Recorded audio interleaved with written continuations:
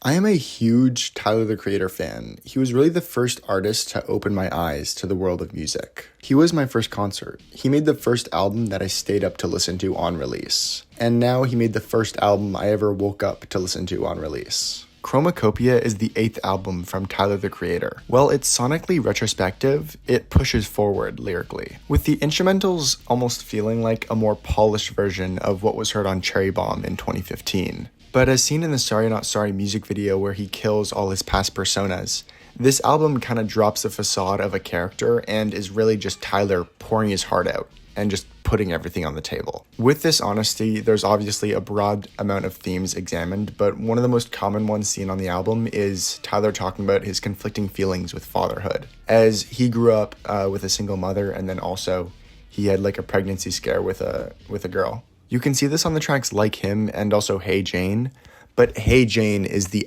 absolute standout for me, as this is just honestly some of Tyler's best writing ever, and it's just such a vulnerable and honest track that so vividly details his thought process through this whole thing that I just got so invested. Like, when he didn't reveal at the end, like, if he kept the kid or not, I felt like I was left on a cliffhanger like they do in reality TV shows, where, like, I was just so invested in this story that was only delivered to me in 4 minutes, but it was just so strongly written.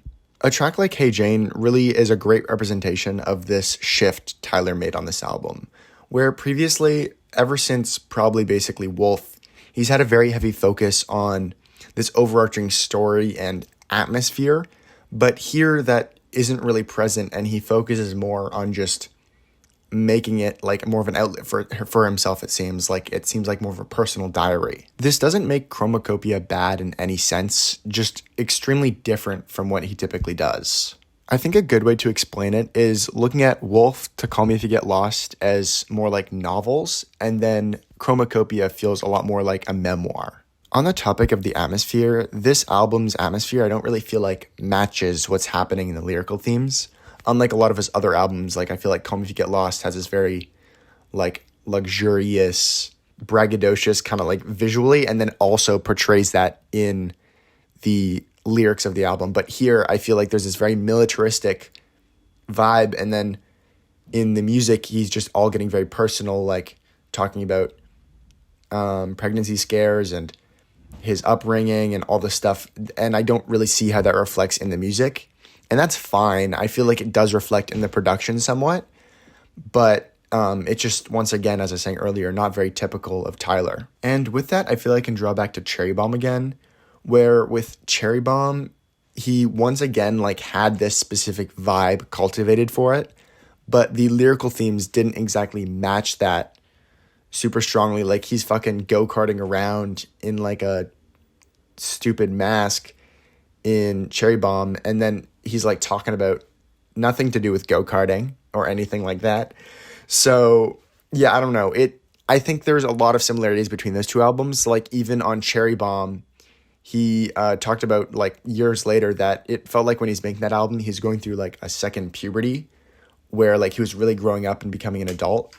And then here on Chromakopia, he's kind of, I feel like, going through a similar thing where he's reaching this like new stage of maturity where he's like becoming like old almost, or like what he perceives as old. He's only like in his mid-30s, but like he talks about like, oh, getting gray hair on my chest, and oh, like kids and like all this stuff. And I feel like he's reaching this new stage of maturity, and so he's going for this similar sound and this kind of similar vibe that he did for Cherry Bomb, but just done better.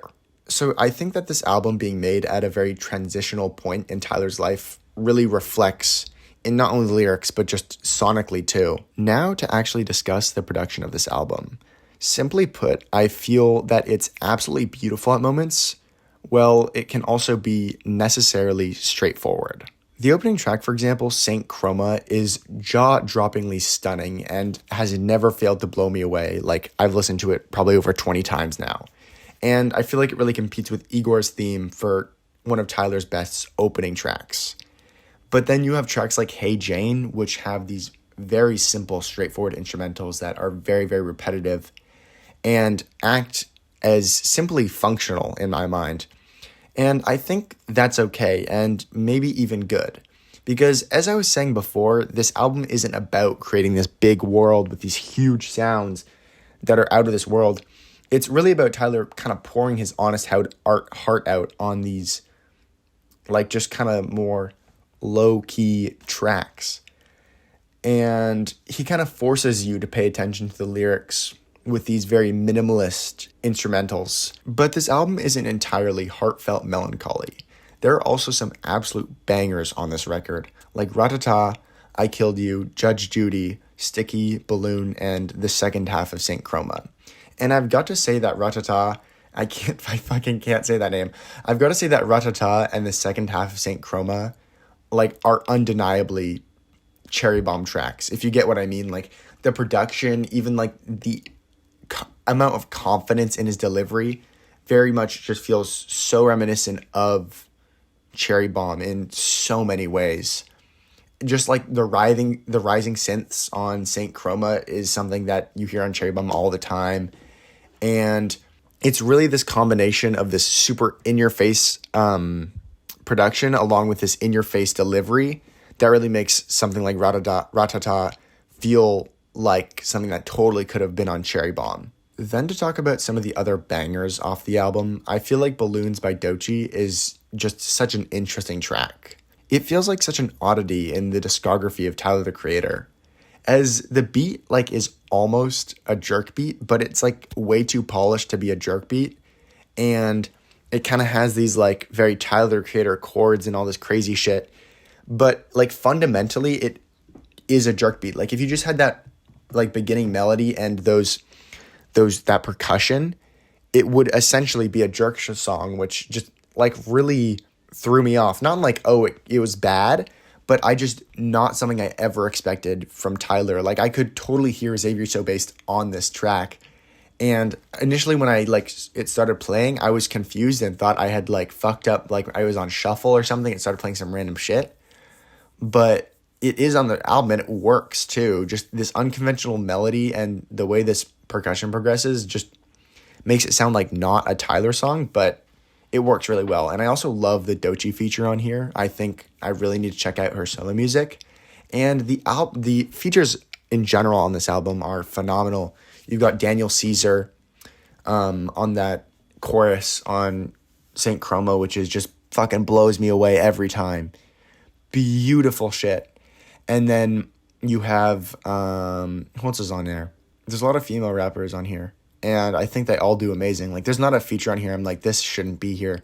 And I think Tyler, like usual, Tyler really utilizes these people's talents amazingly. Like, Childish Gambino on, I just looked it up. It's I Killed You that has the Childish Gambino feature. And I think that works really well. And I'm surprised no one else is, like, actually losing their mind at that, because those are two very prolific artists in a similar vein to each other, I feel like, where they were just really innovators in so many ways and so multifaceted. And I think it's really awesome that they finally collab on a track. Maybe they had worked together before, but I don't think so.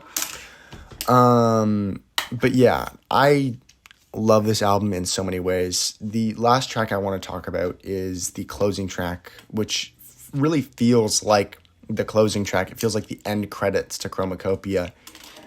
Just really reflecting on all the topics spoken about on the album. And the instrumental also adds to that feeling where it kind of has this, like, I don't know, the way the percussion rides is just, like, kind of makes it feel conclusionary. I don't really know if that makes sense, but I think if you listen to it, you would understand what I mean to an extent. Yeah, that's all I really have to say. Chromakopia is nothing short of amazing, and I can't wait to buy it on CD, and I cannot wait to see it live with Paris, Texas, and Lil Yachty. I think it'll be phenomenal. Tyler is honestly one of the best live performers I've ever seen, and the only reason I would ever go to a stadium show. But yeah, subscribe to my main channel and follow my Twitter. That's all I got to talk about today. See you guys next Wednesday at 6 p.m.